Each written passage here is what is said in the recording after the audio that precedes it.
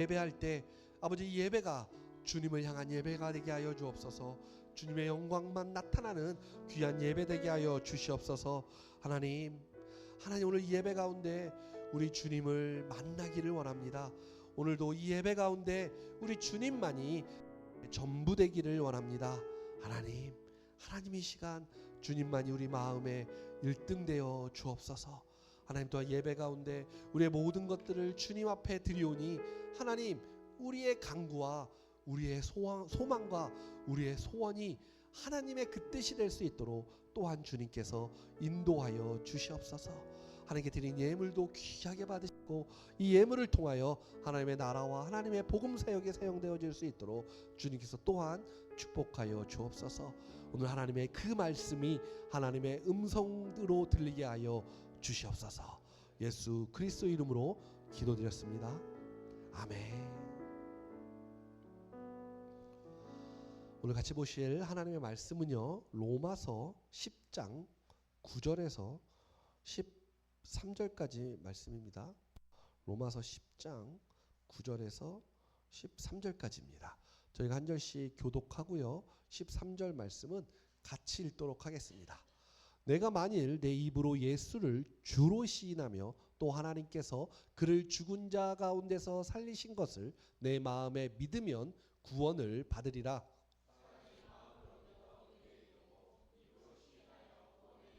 성경에 이르되 누구든지 그를 믿는 자는 부끄러움을 당하지 아니하리라 하니,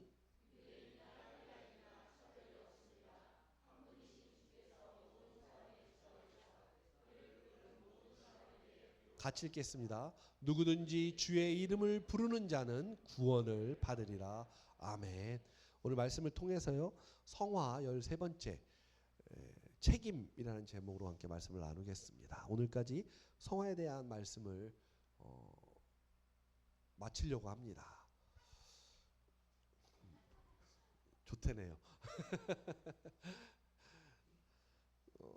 우리는 성화라고 하는 그게 이미 구원에 포함되어져 있고, 그리고 하나님의 은혜라고 하는 그 기반 위에 서 있다라는 것을, 제가 성화에 대한 이야기를 한 12간 한 석 달, 세 달에 걸쳐서 계속 말씀한 그 내용이기도 합니다. 그러니까 이미 구원 받았고 그 구원 받은 사람에게는 성화가 있는데, 이 성화는 하나님의 은혜라고 하는 기반 위에 있다를 제가 계속 설명해 드린 겁니다.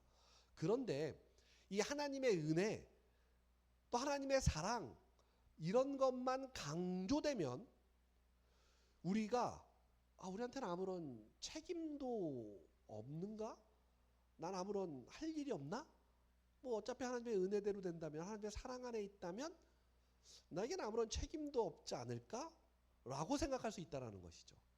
또한 반대로 너무 책임이 강조되어지면, 이렇게 해야만 해, 이렇게만 살아야 해 라고 하는 책임이 강조하면 그것은 은혜가 아니라 율법이 되는 행위 신앙이 될 수밖에 없다는 것입니다.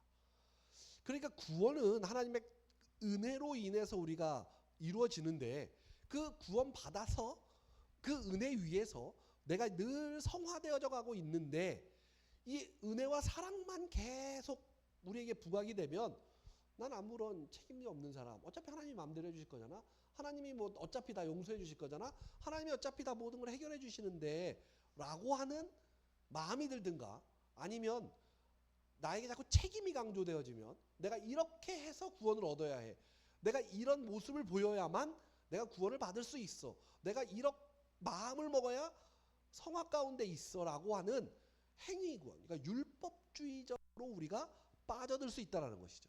사실 이 이야기는요, 기독교의 2000년의 역사 가운데 계속해서 있었던 이야기입니다. 이것을 신학적으로는 메로우 논쟁이라고 하는데요, 율법이냐 은혜냐, 이걸 가지고요 정말 수많은 그리스도인들이 엄청나게 싸웠어요. 뭐 심지어 신학자들을 비롯해서 또 뭐 목사님들도 막 맨날 붙는 게 뭐냐, 은혜가 먼저다, 율법이 먼저다, 이걸 가지고 그렇게 싸워온 것입니다. 이것을 메로우 논쟁이라고 합니다. 지금도 여전히 이 문제가 우리 교계 안에 많아요. 이게 신학적으로만 우리가 생각하기보다는 내 신앙으로 이것을 바라볼 때 제가 지금 말씀드린 바로 요 문제입니다. 내가 하나님의 은혜와 사랑만 생각하니까 나한테는 아무런 책임이 없는 것 같고, 내가 책임을 자꾸 이야기하고 율법을 자꾸 얘기하다 보니까 내가 행위 구원으로 자꾸 가게 되고, 그러다 보니까 어떤 곳에서는 행위에 대해서 따로 해야 돼 라고 말하고, 어디에서는 그런 거 필요 없어, 하나님의 은혜가 있는 거야 라고 얘기하니까 그리스도인들이 도대체 뭐야, 이게 어떻게 된 거지, 하라는 거야 말라는 거야 라고 생각하는 경우가 있다는 것이죠. 뭐 이것을 신학적인 논쟁을 우리가 알 필요도 없고, 신앙적으로 이 말씀에 근거하여 풀자면 굉장히 사실은 단순한 이야기입니다. 모든 것은 하나님의 사랑과 은혜가 무조건 전제된다는 것입니다. 무조건. 그래서 제가 전에도 한번 말씀드린 것 같은데, 좀 막말로 내가 하나님께 구원받은 사람이라면 오늘 내가 맨날 죄를 져도 하나님은 저를 절대로 버리지 않으신다라는 거예요. 그 성경이 말하고 있는 하나님의 사랑입니다. 그건 분명합니다. 그런데 내가 하나님의 자녀라서, 내가 하나님과 정말 실제적으로 이렇게 만나는 사람으로, 늘 하나님을 내가 경험하는 사람으로 내가 그 하나님을 너무너무 사랑하니까 사랑하는 그 모습이 나오는 거잖아요. 그 모습이 우리에게는 율법이나 행위로 나타날 수 있다는 것이죠. 그래서 율법과 행위로, 내 모습으로, 내 열매로 나타나는 것이 옳지 않다면, 하나님이 보시기에 하나님께 별로 안 좋은 어떤 모습이 계속해서 끊임없이 반복적으로 그에게 있다면 구원을 받았나? 라고 생각할 수는 있다는 거죠. 그런데 그가 죄를 계속 진다고 해서 죄가 구원을 받지 못했어 라고 말하는 건 아니라는 거예요. 그게 지금 성경이 말하는 겁니다.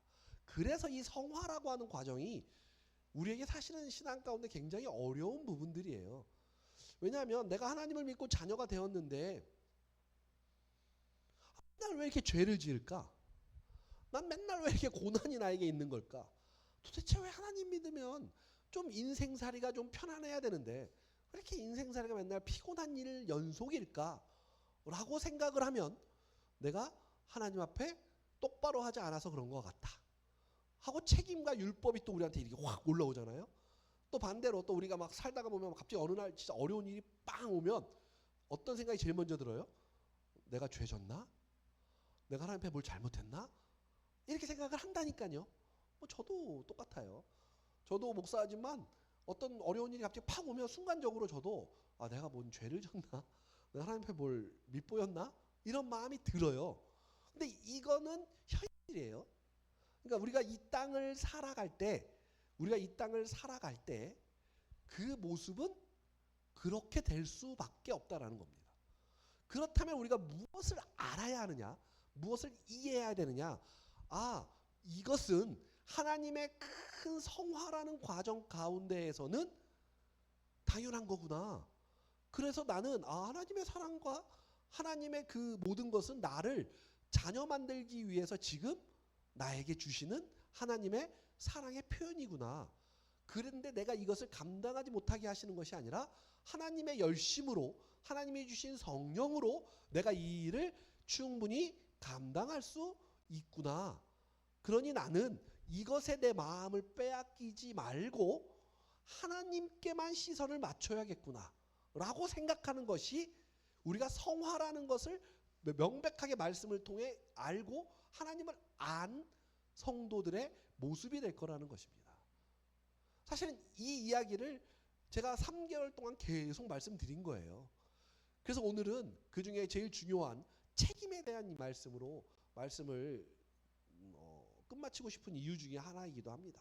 사실 오늘 본문에 보면 사람이 마음으로 믿어 의에 이르고 입으로 시인하여 구원에 이르느니라. 또 13절 끝에 보면 누구든지 주의 이름을 부르는 자는 구원을 받으리라 라고 말씀을 얼핏 보면 인간에게 책임과 조건을 요구하는 것 같잖아요. 입으로 시인해라, 네가 입으로 말해라, 오늘 줄게 라고 보이는 것처럼 보여요. 책임과 조건을 우리한테 말하는 것 같죠. 그리고 심지어 이 말씀을 통해서 옛날 저도 학생 때부터 어렸을 때 신앙생활 할 때 뭐라고 얘기했냐면 입으로만 시인하면 구원을 받아. 말씀이 그렇게 말해라고 가르쳤다라는 거죠. 근데 그거는 조금 앞뒤를 다 빼고 말한 이야기예요. 그래서 나온 게 사형리잖아요. 그래서 사형리 전도해 보시는 분 아시죠? 저 사형리 갖고 옛날에 전도 많이 해봤는데 사형리 마지막 부분에 뭐가 있냐면 영접기도라는 게 있어요. 그래서 내가 사형리를 다 가르치고 마지막에 뭐라 그러냐면 어떻게 예수님을 믿겠습니까? 그러면 뭐 믿어볼게요. 이러면 자 그럼 영접기도 합시다. 저 따라하세요. 하늘에 계신 하나님, 뭐 오늘 제가 주님을 믿기로 결정했습니다. 내가 믿으기로 결정했습니다. 뭐 하십니다. 그 기도 있잖아요. 영접기도 짧은 거. 그걸 따라하게 해요. 그래놓고 뭐라 그래요? 당신은 입으로 시인하였기에 구원받았음을 축하드립니다. 박수. 이렇게 가르쳤어요. 맞아요? 그게 구원받은 건가요? 그렇게 하면? 아니라고요. 정말 죄송한 얘기지만 아닙니다. 그래서 저는 사형리를 말씀은 좋은데 뒤에 영접기도는 빼야 된다고 생각하는 사람 중에 하나입니다. 말씀은 너무 좋아요. 사형리가 말하고 있는 그 메시지는 너무 좋습니다. 그러나 뒤에 있는 그 영접기도 부분은 빼야 해요. 그럼 말이 안 됩니다. 아니 오늘 말씀을 들었고 내가 입으로 시인했으니까 구원을 받았어라고 우리 그렇게 배웠잖아요. 저도 옛날 선교단체에 오래 있어서 정말 사형리 가지고 그렇게 말씀했어요. 그래서 오늘 네가 하면 되니까. 그래서 어느 뭐 부흥회나 이런 데 가면 목사님이 이러잖아요. 오늘 예수 믿기로 결정한 사람들 일어나세요. 그러잖아요. 일어나죠. 그럼 앞으로 나오세요. 그럼 나오잖아요. 그러면 오늘 구원 받았으면 축하드립니다. 박수. 그럼 또 막 와 박수 치죠. 당신은 구원 받았습니다 이래요. 그럼 그분은 내가 오늘 구원 받았대 이러는 거죠. 그리고 나서 집으로 돌아가면서 나는 구원 받은 사람이야 이래요. 그런데 맨날 삶은 그 밥에 그 밥이죠. 그 나물. 어제와 그 옛날과 내 삶은 변하지 않아요. 그대로 똑같아요. 근데 교회를 오다 보니까 자꾸 죄라는 거예요, 그게. 그러니까 자꾸 나는 죄를 졌네. 내가 구원받은 거 맞는가? 그러면서 신앙생활을 10년, 20년을 했지만 언제나 마음속에는 그 불편함이 그의 마음을 찾고 있다라는 것이죠. 근데 성경을 그래서 읽어라 해서 성경을 읽었더니 이게 웬걸? 나는 이상한 삶을 산 거죠. 내가 그런 신앙생활을 했다는 건 내가 이상한 삶을 살았다는 거예요. 내가 그럼 뭐 한 거지? 라고 생각하면 은혜죠. 그게 느껴지면. 근데 그것도 못 느낀 채 그냥 그대로 산다라는 거죠. 정말 안타깝죠. 마태복음에 나와 있는 말이 바로 그 말이에요. 내가 주님의 이름으로 무엇도 했고 병도 고쳤고 내가 주님의 이름을 늘 말했고 내가 뭐 그걸 우리말로 표현해보면 내가 교회도 늘 다녔고 뭐 내가 11조 생활도 열심히 했고 내가 그래도 교회에서 뭐도 했고 내가 뭐 했는데 절 모르신다고요? 난 널 모르겠어 라잖아요. 바로 그 말이 이런 거예요. 이런 거. 너무 안타까운 일이죠.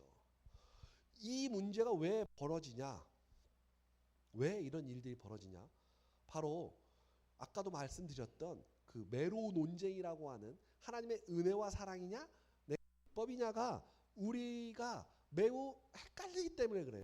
어느 때는 하나님의 은혜와 사랑을 말하고 어느 때는 책임을 자꾸 이야기한다라는 거죠. 신앙생활하면서 나에게 맞는 것을 어느 때는 은혜와 사랑을 얘기하다가 어느 때는 또 책임을 이야기하다가 왔다 갔다 해요. 왔다 갔다. 사실은 그게 하나이기 때문에 우리가 느끼는 건데 우리는 그것을 분리해서 왔다 갔다 한다라는 것이죠. 그러다 보니까 신앙생활이 하나님과의 실제적인 신앙생활이라기보다는 종교적인 생활로 점점 나도 모르게 그 길을 걸어가게 된다라는 것입니다. 요즘 신앙생활 하다 보면 기독교 역사를 우리가 이렇게 보면 기독교의 역사 속에서 이제 우리가 개신교라고 말하는 우리 카톨릭 말고 우리 로만 카톨릭 말고 우리 개신교라고 하는 그 역사를 바라보면 처음에는 하나님의 성령의 역사가 매우 강력하게 일어났어요. 성경에 보면 초대교회잖아요. 그러니까 성령의 역사가 막 장난하게 일어났죠. 병자가 고치는 건 뭐 일도 아니었고 뭐 어떤 죽음 앞에서도 뭐 전혀 문제가 되지 않는 그러다가 그것들이 시간이 지나오다가 보니까 그 성령의 역사가 점점 뭔가 현실적으로 눈앞에서 나타나지 않는 상황이 되면서 성도들이 마음에 이게 어떻게 된 거지? 왜 이런 일이 일어났지? 하고 어떤 일이 벌어졌냐면 수양을 해야겠다 해서 산으로 들어갔어요. 수도원이라고 하는 것들이 생겼어요. 그래서 수도원에 그리스도인들이 모여서 세상과 담을 지고 척을 지고 그냥 하나님과의 관계만 매달리며 산속에 처박힌 삶이 있었어요. 이게 기독교 역사를 제가 말씀드리는 겁니다. 더 나중에 재미있으신 분들은 책을 사서 읽어보시면 재밌습니다. 기독교 역사를. 그래서 수도원 생활을 열심히 하다 보니까 이게 사람이라는 게 하나님이 이 땅에 우리 이 세상을 주셨잖아요. 그 욕구라는 게 있잖아요. 삶을 향한 저 세상을 향한 나의 욕구가 있다니까요. 왜냐하면 하나님이 그걸 통해서 하나님의 자녀로서 이 땅을 다스리고 이 땅을 가르쳐 지키게 하려고 하는 그걸 주셨으니까. 그러다 보니까 욕구를 향하니까 얘네들이 수도원 안에서 썩어요. 자기들끼리. 막 별짓거리가 다 나오죠. 그러니까 그게 수도원주의가 해체되면서 다시 세상으로 나오게 되죠. 그게 이제 지나다가 뭐 수많은 믿음의 그 스피커들이 나오면서 뭐 요한 웨슬레라든가 뭐 수많은 사람들 있잖아요. 조나단 에드워즈라든가 뭐 조지 필드라든가 뭐 수많은 이런 사람들이 나타나면서 또 다시 부흥의 시대가 열려요. 그래가지고 또 영성의 시대라 그래서 또 엄청 막 하나님의 성령의 부으심이 있으면서 교회가 그 기하급수적으로 선교가 기하급수적으로 늘어나죠. 그 바람이 우리나라까지 온 거예요. 그래서 대한민국도 그런 일들이 벌어지죠. 그래서 처음에 초창기 대한민국의 교회는 그래도 저희 어머니 아버지가 제일 오래 사셨네. 그거보다 조금 더 앞세대에는 어떤 일이 벌어졌냐? 정말 놀라운 일이 벌어졌죠. 막 이 성령의 역사가 장난 아니게 나타났잖아요. 그러던 게 기반이 되어서 한국 교회가 왔어요. 근데 여전히 이 성령의 역사라고 하는 게 끊임없이 막 그런 막 성령의 부음이 막 계속 있었으면 좋은데 그러진 않아요. 그러다 보니까 이제 어떤 쪽으로 가요? 말씀을 배워라. 이래가지고 뭐 제자 훈련이다, 제자 양육이다, 뭐 무슨 뭐 코칭이다, 뭐 이런 쪽으로 가버리죠. 거기에 더해서 경배와 찬양이 같이 가죠. 이제 그런 걸 주도했던 우리나라의 대표적인 교회들이 있고 그 일이 지속되어졌어요. 지금까지. 요즘은 어떤 시대인 것 같으세요? 요즘 교회들의 어떤 분위기로 많이 가는지 아세요? 또 성령의 역사로 갑니다. 성령의 역사를 또 사람들이 사모하기 시작했어요. 무슨 패션이 돌고 돈다는 것처럼 신앙도 자꾸 돌고 도는 것처럼. 그래서 요즘 뭐 예언하거나 뭐 이런 거 있잖아요. 그런 게 너무 많아요. 그러다 보니까 신앙인들이 극단과 극단으로 나뉘기 시작했습니다. 무슨 말이냐? 한쪽 편에는요, 그냥 불로불로만 하는 거예요. 맨날 그냥 막 성령의 역사가 일어나야 합니다. 막 또 심지어 일어나요. 또 그런 일들이 막 그냥 기도하고 맨날 이런 것만 하는 교회가 생겨나고 반대로 또 저거 아니야. 방언이 어딨어? 하면서 이성적으로 더 말씀을 봐야지 하고 막 더 막 말씀을 막 보게 하려고 하죠. 사실은 둘 다 별로 이렇게 건강한 교회는 아닙니다. 두 가지가 다 있는 교회가 건강한 교회입니다. 성경이 말하고 있습니다. 침례교회 저희 침례교회니까 저희 침례교회만을 이야기하면 저희 한국에 들어와 있는 침례교회는 대부분이 다 저기 남침례교회단, 그러니까 사우스 바프티스트라고 하는 그 남침례회에서 우리 한국 침례교회가 생겼어요. 그리고 미국 안에는 남침례교회와 북침례교회와 독립침례교회와 그 외에 뭐 어쩌고 저쩌고 침례교회가 많아요. 자, 뭐 이상한 침례교들이 많죠. 근데 이제 가장 큰 교단은 남침례회라고 하고요. 그리고 북침례가 있습니다. 그리고 독립침례라는 것이 있습니다. 이렇게 세 개가. 그게 좀 큰 편인데 뭐 독립침례교는 사실 그렇게 크진 않아요. 근데 우리 한국은 남침례 영향을 받았어요. 근데 남침례교회 미국에 있는 남침례교회의 신학자들이 방언이 없다 이렇게 말하기 시작했어요. 미국에서. 그래서 우리 한국 침례교회가 무슨 소리야? 성령의 역사가 무슨 왜 없어? 해서 남침례교회하고 끊었어요. 그래서 한국 침례교회라고 합니다, 요즘. 근데 사실 한국 침례교회라는 개념도 목사가 장로교 출신이면 장침이라고 하고요. 순복음 출신이면 순침이라고 하고요. 네. 정말 침례교 계속 뭐 토종은 침침이라고 하는데요. 그래 침침하다 이러죠. 침침하다. 저는 토종 침례교 출신이라 침침한가 봐요. 그 순침이라는 건 뭐예요? 굉장히 성령의 역사를 막 순복음 출신이시다 보니까 목사님이 그냥 불로불로 맨날 하시는 거예요. 장침 출신들은 어때요? 교회를 이렇게 시스템화 시켜서 교회 법으로 자꾸 이렇게 뭔가를 하려고 하는 데가 장로교에서 자라나신 목사님의 침례교. 그럼 침침은 뭐예요? 네. 뭐 잘 모르겠고 저는 두 가지가 다 교회 안에는 하나님의 말씀을 정말 하나님의 말씀에 기반이 되어진 성령의 역사, 강한 역사가 있어야 한다라고 생각하는 사람입니다. 두 가지가 다 교회 안에 있어야 한다라고 생각합니다. 늘 저는 그래요. 방언도 있어야 하고요. 예언도 있고 신유도 있고 뭐 축기도 있고 통변도 있고 다 있어야. 성경이 말하고 있는 거니까요. 그리고 하나님의 말씀을 정말 잘 알아야 돼요. 하나님을 아는 지식으로부터 시작됩니다. 신앙은. 그러니까 말씀을 열심히 읽어야죠. 그러나 말씀이 기반이 되어야 합니다. 하나님의 음성이니까. 근데 우리나라에 지금 유명한 교회가 하나 있어요. 사랑침례교회라고. 아세요? 정동수냐 장동수인가요? 그 사람 이름이? 정인가요? 정동수. 그 정광훈 목사랑 같이 이렇게 막 했던 사람이기도 하죠. 지금 엄청 부흥하더라고요. 그 교회가. 그 우리 침례교회랑 다른 교회입니다. 그 목사는 한국에서 신학을 하지 않았고 미국에 있는 독립침례 쪽에서 공부하고 들어온 사람이에요. 그 사람들의 특징은 뭐냐면 우리는 그들이 말하는 거예요. 우리는 말씀 중심적입니다. 이런 표현을 해요. 말씀을 있는 그대로 바라봅니다. 이래요. 그래서 그 말씀이 그들에게 정말 중요해요. 그들이 보는 건 킹 제임스 버전. 우리나라 말로는 흠정령만이 진짜 성경입니다. 라고 말해요. 그 교회가 하고 있는 모습들, 또 그 교회 안에서 일어나는 어떤 시스템적인 것들, 또 교회가 추구하는 어떤 방향은 굉장히 성경적이라고 저는 생각합니다. 저는. 굉장히 성경적이에요.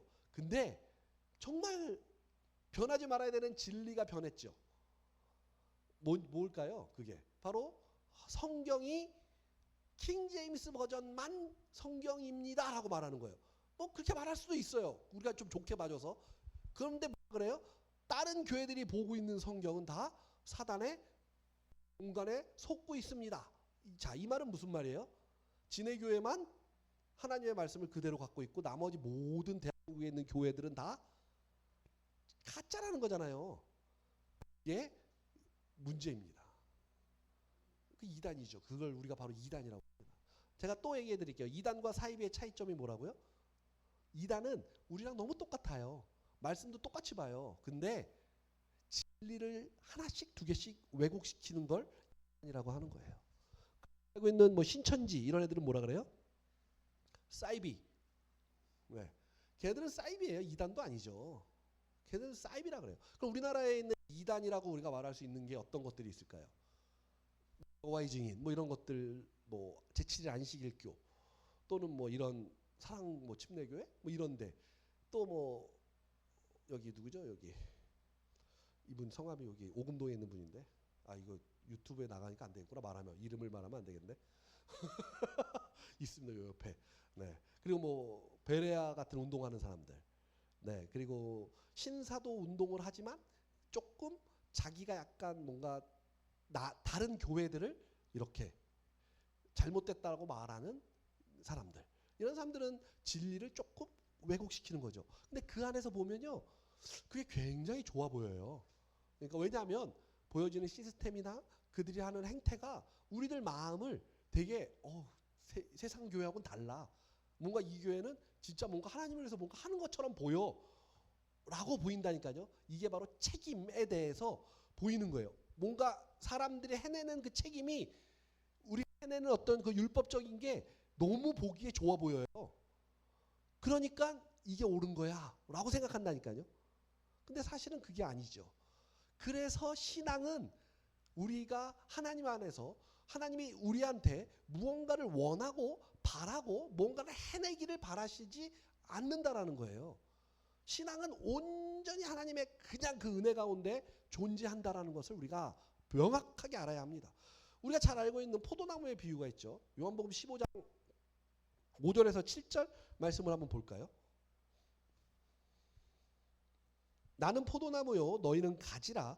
그가 내 안에 내가 그 안에 거하면 사람이 열매를 많이 맺나니 나를 떠나서는 너희가 아무것도 할 수 없습니다. 사람이 내 안에 거하지 아니하면 가지처럼 밖에 버려져 마르나니 사람 그것을 모아다가 불에 던져 사르느니라. 너희가 내 안에 거하고 내 말이 너희 안에 거하면 무엇이든지 원하는 대로 구하라. 그리하면 이루리라. 이 말씀 저희가 정말 잘 알고 있는 말씀이죠. 이 말씀의 초점은 하나님께 붙어 있어라. 이제 이 말씀이잖아요. 초점 자체는 붙어 있으라 이거죠. 그러나 사실 따지고 보면 가지가요. 나무에 가서 붙는 방법이 없죠. 가지는 혼자 단독된 개체로 나무에 가서 붙어서 그 나무에 가지가 되는 게 아니죠. 하나님이 이 말씀을 주신 이유가 분명히 있는 거예요. 상식이죠. 가지는 당연히 나무로부터 시작됩니다. 이 내용은 하나님이 우리의 모든 필요와 복과 존재와 가치의 내용이고 주인이시기에 하나님을 떠난 인생은 아무런 쓸모가 없다라는 것이 이 말씀의 중심이에요. 그런데 우리는요, 가지는 떨어지면 안 된다고 하는 책임과 조건과 상태와 결정이 우리로부터 요구된다라고 착각을 한다는 거죠. 그래서 우리가 늘 하는 말이 그거잖아요. 나무에 붙어 있어라 이러잖아요. 자꾸. 내가 붙어 있는 게 아니라니까요. 근데 우리도 모르게 가지는 나무로부터 비롯되는 거예요. 그래서 나무가 문제가 있어야 가지가 잘못되죠. 아니면 누군가 와서 꺾어버리면, 그래서 주님하고 떨어지면 말라서 버려지게 되는 거예요. 불에 태워지는 거잖아요. 근데 우리의 신앙은 늘 우리가 나무에게 어떻게 붙어 있을까? 나에게 있는 어떤 책임이 있나? 나에게 어떤 조건이 있을까? 나한테 어떤 상태가 있을까를 늘 고민하고 이야기한다라는 것이죠. 그게 신앙인 것처럼 이야기해요. 그래서 내가 나무에 잘 붙어 있는 사람은 믿음이 좋은 사람. 자꾸 나무에 떨어졌다 붙었다 떨어졌다 붙었다 하는 사람은 믿음이 없는 사람. 우리가 착각을 하고 산다니까요. 신앙생활하면서. 그게 아니라는 거죠. 그러니까 오늘 이 포도나무에 대한 비유는 하나님이 없는 상태와 하나님 안에 있는 상태를 비교하자라는 겁니다. 하나님이 그 말씀으로 우리 예수님 우리한테 해준 얘기예요. 쉽게 생각할 수 있어요. 쉬운 방법이 있습니다. 쉬운 게 뭐냐면 붙어 있읍시다. 헌신합시다. 최선을 다합시다. 나무에 무조건 붙어 있을도록 우리가 최선을 다해야 돼요. 이게 신앙에서 더 쉬울 수 있죠. 그게 더 쉬울 수 있어요. 내가 어떻게 하면 되니까. 아니 안 되는 인생 있습니까? 근데 한방 끝까지 한번 해보지 내가 중복 목숨 다해 한번 붙어 있어도 한번 해보지 라고 생각하고 할 수 있으니까. 근데 안타깝게 성경은 우리에게 말하고 있는 게 그게 아니라는 거예요. 구원받은 사람은 이라는 전제입니다. 구원받은 사람, 하나님의 자녀라면 이라고 하는 전제예요. 하나님으로부터 비롯되어진 가지는 하나님, 나무가 직접 시들거나 나무가 영양소가 없어지면 가지는 말라버리게 됩니다. 아니면 누군가가 와서 뜯어버리든가. 두 개예요. 근데 전지하고 전능하시며 천지를 창조하신 우리 주 하나님은, 나무 대신 우리 예수님은 절대로 양분을 고급을 못하거나 하지 않으시죠. 그럼 우리가 당할 수 있는 건 한 가지. 누군가 와서 꺾어버리는 거죠. 누가 꺾으려고 그래요? 사탄 마귀라고 하는 거예요. 성경이 말하는 게. 우리의 원수 사탄 마귀. 그런데 꺾을 수 있어 하면 뭔가 좀 불안하죠. 근데 예수님이 뭐라 그래요? 십자가를 통해서 십자가에서 죽으시며 맨 마지막 하신 말씀이 뭐예요? 다 이루었도다. 여기에서 다 이루었다라는 말은요, 영과 혼과 육을 아우르는 거고요, 과거와 현재와 미래를 다 아우르는 말씀입니다. 그렇게 다 이루었다라는 거예요. 무슨 말이냐? 사단은 와서 꺾지 못한다라는 것입니다. 이것이 얼마나 은혜이냐라는 것이죠. 그래서 우리가 예수님을만 생각해도 감사하고 기쁜 거예요. 조금 표현해 보면요 이런 거예요. 뭔가 성부 하나님 그럼 뭔가 이렇게 저 높은 곳에서 우리를 이렇게 위험 있게 쳐다보시니까 약간 쫄리는 어떤 아이고 죄송합니다 뭐 이런 약간 그런 느낌이라면 예수님은요 그냥 생각만 해도 기쁘고 감사하잖아요. 예수님 공생에 내가 살았다면 너무 행복했을 것 같아요. 저도 그 예수님 발벗고 쫓아다녔을 것 같아요. 그만큼 예수님은 너무 행복하고 사랑을 주시는 분이잖아요. 성령님 이러면 어떤 느낌이 드세요? 내 삶 가운데 지금 이 삶 가운데 함께 하셔서 내가 필요할 때 내가 어려울 때 또는 내가 기쁠 때 나와 모든 것을 함께 하는 그분 그 성령을 느끼면서 매일 실제하면서 살아가는 것이 성화의 가정 가운데 있는 거예요. 그 말씀을 성경이 전반에 걸쳐서 우리에게 하고 있는 것입니다. 우리는 우리의 어떠함으로 하나님께 붙어 있는 것이 아니라 하나님의 은혜로 우리는 하나님께 이미 붙어 있는 것입니다. 우리는 그래서 붙어 있는 그 하나님에게만 모든 것을 초점을 맞추고 있으면 늘 하나님이 주시는 것을 공급받아 늘 푸르른 잎과 열매를 맺는 삶을 살게 된다라는 것입니다. 책임에 대해서 또 한 가지 알아야 되는 것은 바로 순종에 있습니다. 순종. 왜냐하면 우리가 순종에 대해서도 잘못 이해하고 있기 때문에 그래요. 이 순종은 책임으로서 우리의 조건을 묻는 것이 아니에요. 그러니까 우리는 자꾸 순종이라 그러면 어떤 하나님이 나한테 뭘 하라고 해서 내가 책임감을 가지고 이 말씀에 대해서 어떤 조건 하에서 내가 해야 해라고 생각한다는 거죠. 그게 아니라는 것이죠. 하나님과 연합한 자, 곧 성도의 복된 자리와 상태를 일컫는 거예요. 이미 우리는 하나님의 자녀인 이 상태를 순종이라는 말이 얘기하는 거예요. 그래서 아까도 말씀드린 것처럼 사랑하니까 그냥 저 사람을 저 하나님을 위해서라면 내가 아무것도 상관없이 순종할 수 있는 거예요. 어떤 조건이나 나의 뭘 위해서가 아니라 사랑하니까 연합되어져 있으니까 그 하나님과 늘 함께 하니까 그냥 기본적으로 우리에게 있는 게 순종이라는 것입니다. 책임은요. 책임은 그래서 구원의 조건도 아니고 거래의 조건도 아니고 보상의 조건도 아닙니다. 우리가 갖는 신앙적인 책임으로 구원을 얻었다든지 자신의 내가 행한 어떤 신앙적인 책임으로 하나님 앞에 뭐 상을 받았다든지 뭐 보상을 받았다든지 복을 받았다든지 이런 식으로 성경을 이해하고 하나님의 말씀을 이해하면 안 된다 이겁니다. 절대로 그렇게 하지 않으신다라는 것입니다. 그래서 신앙상의 책임이라는 말은요. 오늘 아까 읽었던 포도나무의 비유처럼 복된 자리에 있는 상태를 말하는 것이에요. 우리는 이미 하나님의 복된 자리에 있는 거예요. 이미 하나님의 가지로서 우리는 붙어 있는 사람이다라는 거예요.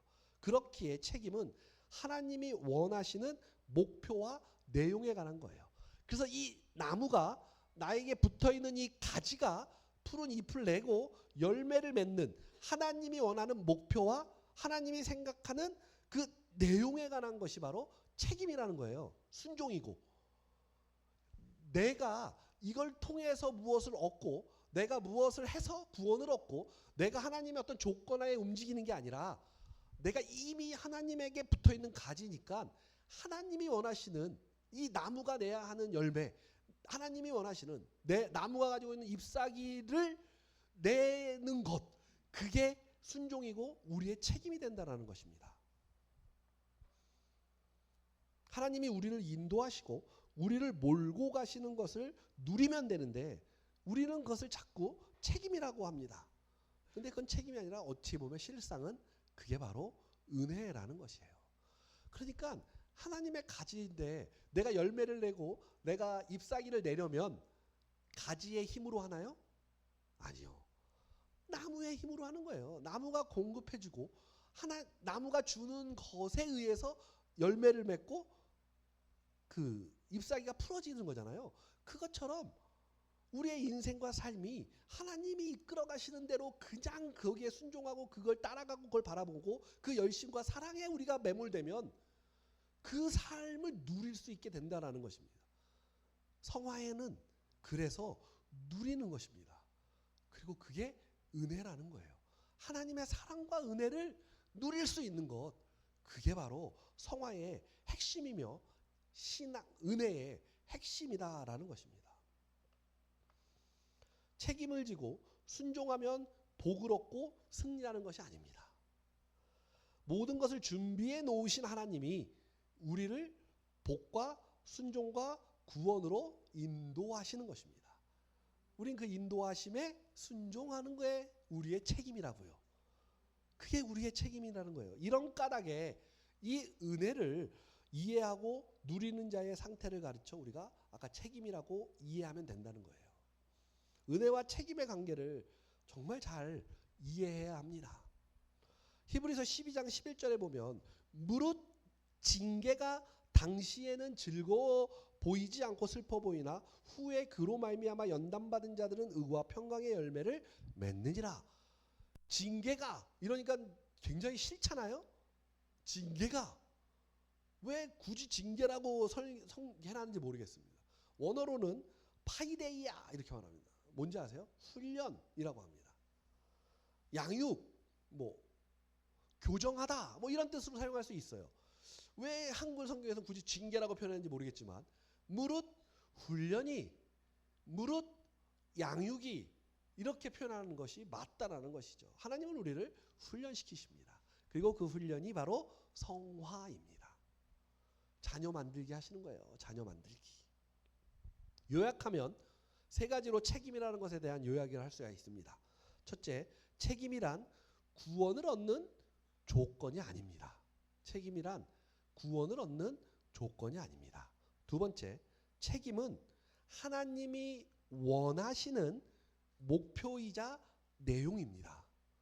책임은 하나님이 원하시는 목표이자 내용이 책임이라는 겁니다. 세 번째, 책임은 은혜의 약속을 기뻐하고 감사하고 소망하는 것입니다. 그것은 곧 은혜의 순종입니다. 사랑하는 방주교회 성도 여러분, 구원을 우리가 은혜로 받듯이 성화와 신앙의 완성도 은혜에 속한다라는 것을 우리가 말씀을 통해 이제는 분명히 아셨으면 좋겠습니다. 정말 분명히 아셔야 합니다.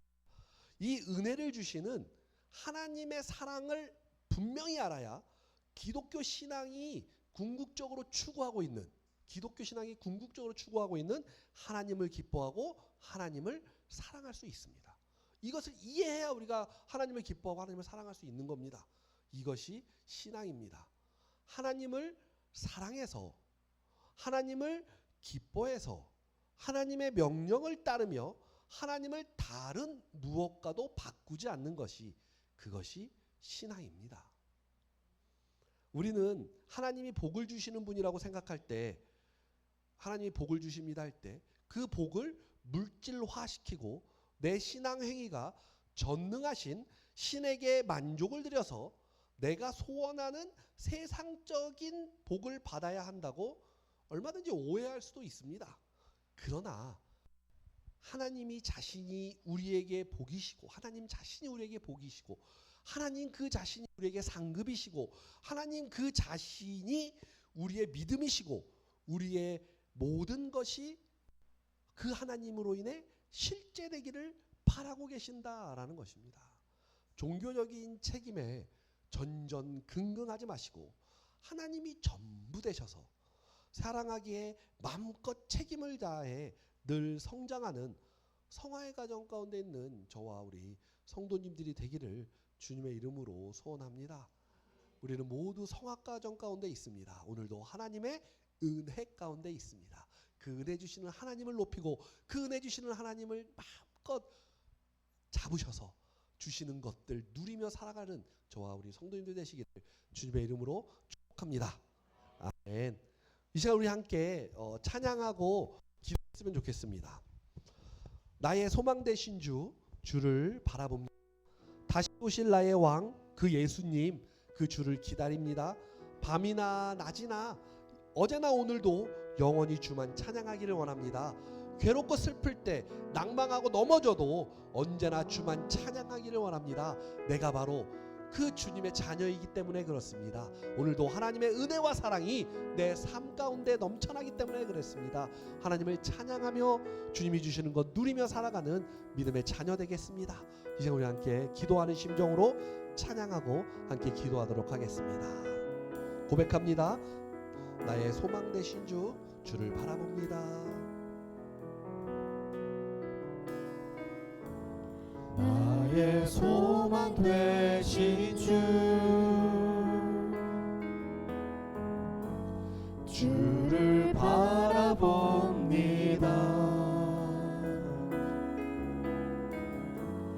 다시 오실 나의 왕 예수,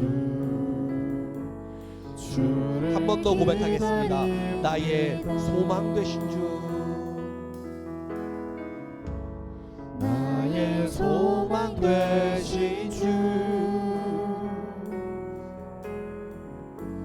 주를 바라봅니다. 아멘. 다시 오실 나의 왕 주 예수, 다시 오실 나의 왕 예수, 한 번 더 찬양합니다. 나의 소망 되신 주, 기도하는 심정으로 찬양합니다. 나의 소망 되신 주, 주를 바라봅니다. 아멘. 주님만을 바라봅니다. 다시 오실 나의 그 예수 그리스도, 그 주님만을 기다립니다. 하나님, 나의 신앙과 마음 가운데 주님만이 계셔 주시옵소서. 주를 기다립니다. 밤이나 낮이나 밤이나 낮이나 어제나 오늘도 영원히 주만 찬양해.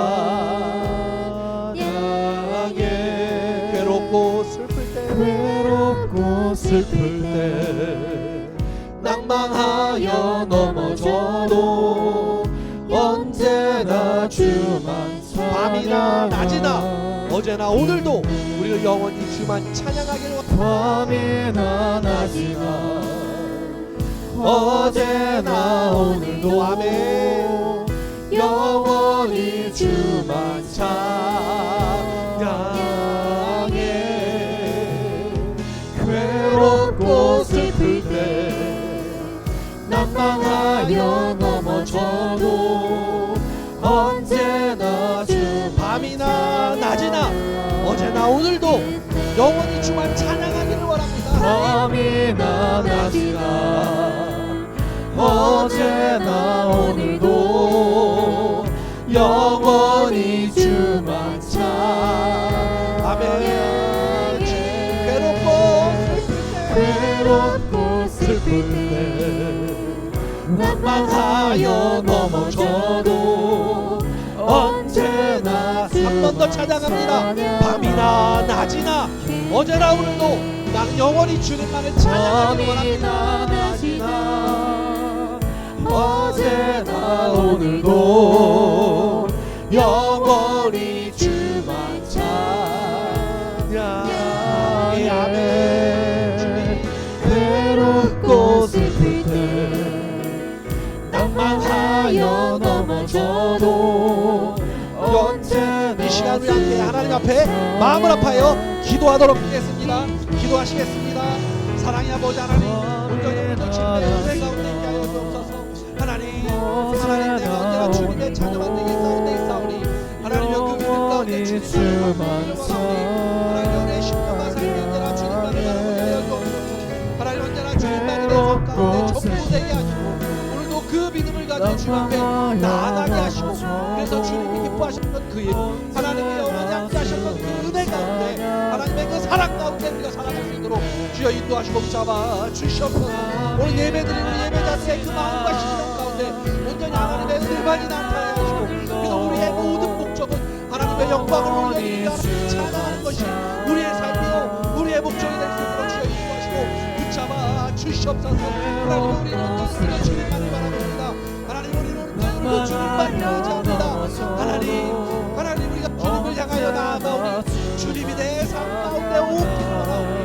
아버지 하나님 그 길 가운데로 우리가 살아갈 수 있도록 주여 역사하시고 인도하여 주옵소서. 하나님의 심령과 삶이 주님을 향하고 주님만을 바라보니 하나님이여 주님을 내 마음 가운데 누리며 살아가는 은혜가 우리의 심령과 삶 가운데 하셔서 어떠한 고통과 아버지 영과 온과 육이 힘들지라도 주님이 나와 함께함으로 성령이 나와 함께함으로 오늘도 그 길을 걷기를 원하오니 하나님이여 그 길 가운데 하나님의 은혜를 경험하게 하시고 하나님의 사랑을 경험하게 하시고 하나님이 주시는 능력을 경험하게 하여 주옵소서. 그래서 이제는 하나님만이 내 마음의 전부이구나 고백하며 나가는 믿음의 귀한 자녀들 되게 하여 주옵소서. 언제나 주님만을 바라보고 언제나 주님 그분만을 의지하오니 하나님 도우시옵소서. 하나님 인도하시옵소서. 하나님 붙잡아 주옵소서. 하나님 역사하여 주옵소서. 주여 도와주실 줄을 믿습니다. 인도하여 주시옵소서. 인도하시옵소서. 주여 사랑의 하나님, 오늘도 하나님의 말씀 앞에 섭니다. 하나님의 은혜와 사랑을 늘 마음에 새기고 삶 가운데 그 사랑과 은혜를 경험하며 나아가기를 원합니다.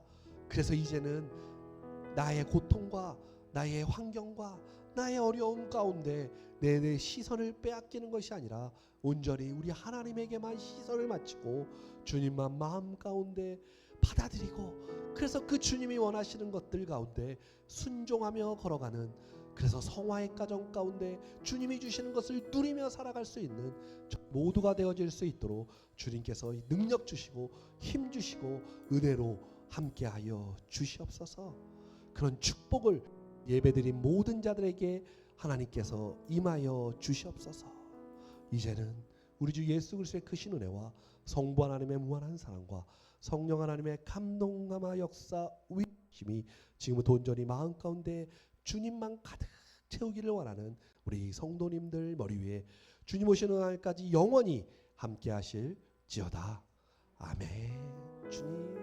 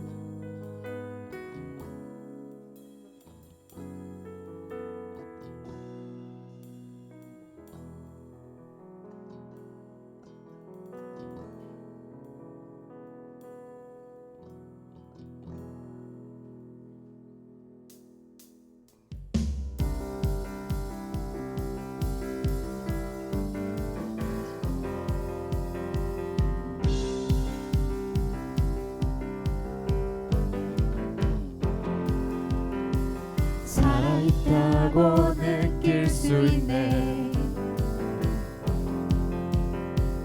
날아갈 것만 같은 기분에 주님이 함께 계시기 때문에 자유롭게 예배를 드리네. 주의 임재 나를 덮네. Because of you I can dance. Because of you I lift my hand. Because of you I can sing. I am free. Because of you I can dance. Because of you I lift my hand. Because of you I can sing. I am free. 살아있다고 느낄 수 있네. 살아있다고 느낄 수 있네. 날아갈 것만 같은 기분에 주님이 함께 계시기 때문에